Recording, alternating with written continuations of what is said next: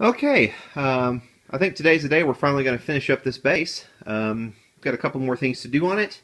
I have sprayed the headstock on the edge here just to blend everything in with a little bit of the tobacco brown.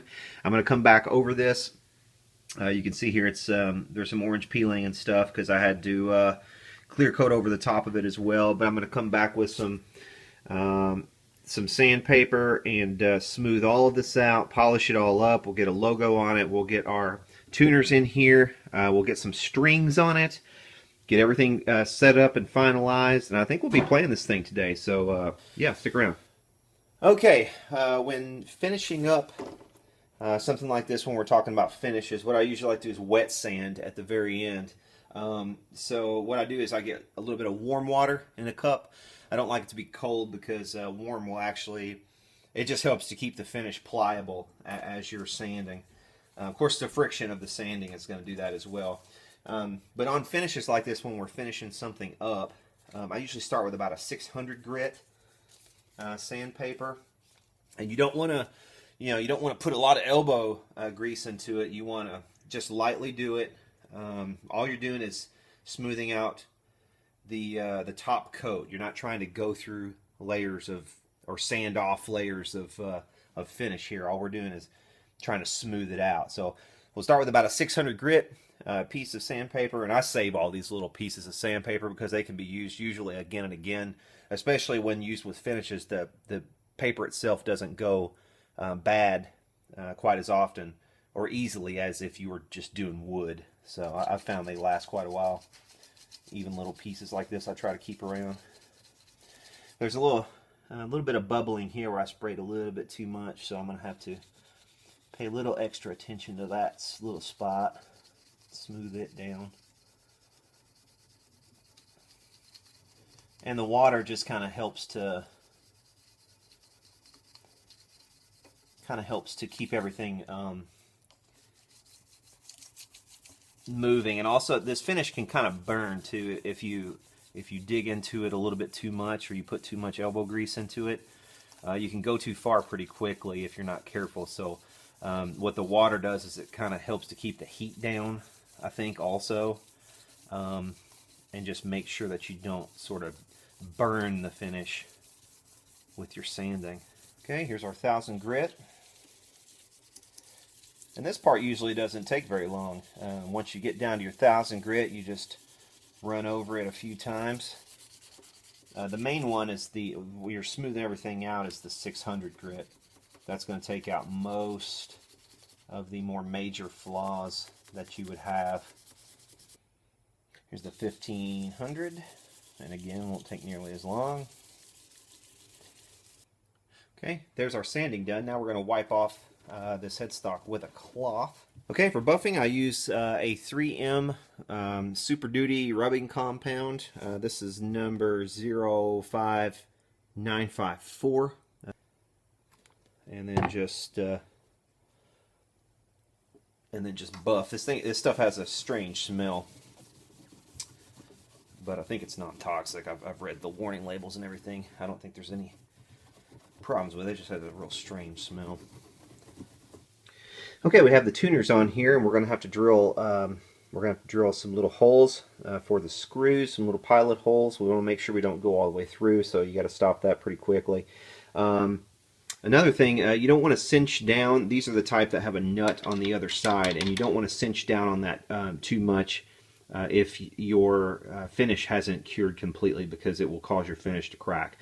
This finish has been on here for over a week. I don't think there's going to be a problem with that, but still I don't want to cinch down on it too tightly on these, at least not in the beginning. We'll let it. We'll let this finish completely cure over the front of the headstock before we do that, just to prevent any kind of cracking.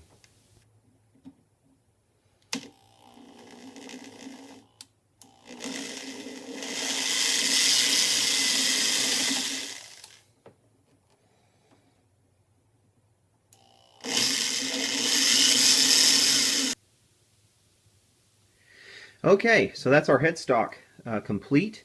It's not perfect, but it looks about 1000% better than it did when I first got this thing. So all that's left to do really now is to apply a reproduction Teisco Del Rey logo to cover up our one remaining big sore spot. You can't get these anymore. There was a guy who used to produce these very, very nice logos and sell them on eBay.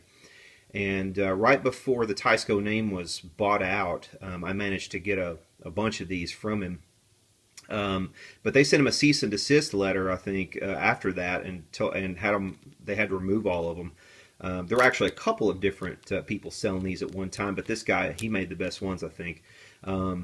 But you can't get these anymore, unfortunately. Whoever bought the Teisco name and whoever owns it now hasn't capitalized yet on selling reproduction logos, which, as far as I'm concerned, is a really stupid move if you're a capitalist, because this is the kind of thing that people are looking for to restore their old equipment. And if you're not supplying them with this, then you're missing opportunities to make sales.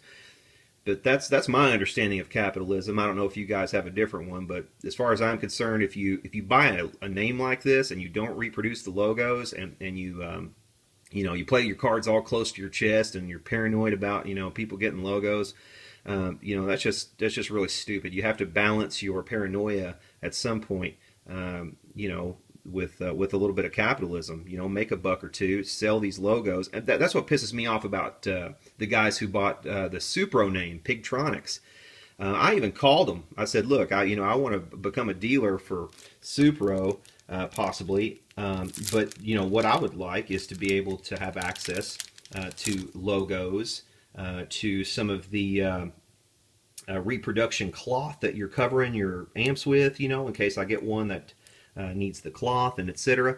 And they said, no, we're not. We have no plans to sell that stuff. So I told them flat out. I said, well, then you guys are stupid, because there are a lot of people out there who would buy this from you, and you're missing opportunities to make sales if you're not capitalizing on it.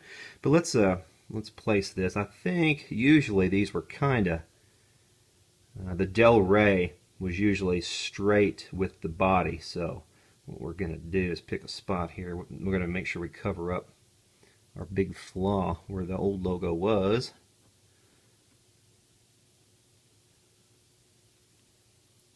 There she is. That's what it ought to look like. There's some 3M double-sided sticky stuff on the back of this that's going to hold it on. They usually do a pretty good job. I could probably glue it down if I was real worried about it falling off, but there's our reproduction logo. There's our finished headstock. Stay tuned for part 2 of this video, where we will get some strings on this, set it up, and listen to what it sounds like. Thanks for sticking around for this video. Please subscribe down here somewhere. Hit the subscribe button so you can keep up with future updates and for part 2 of this video. For now, so long. Thanks for watching.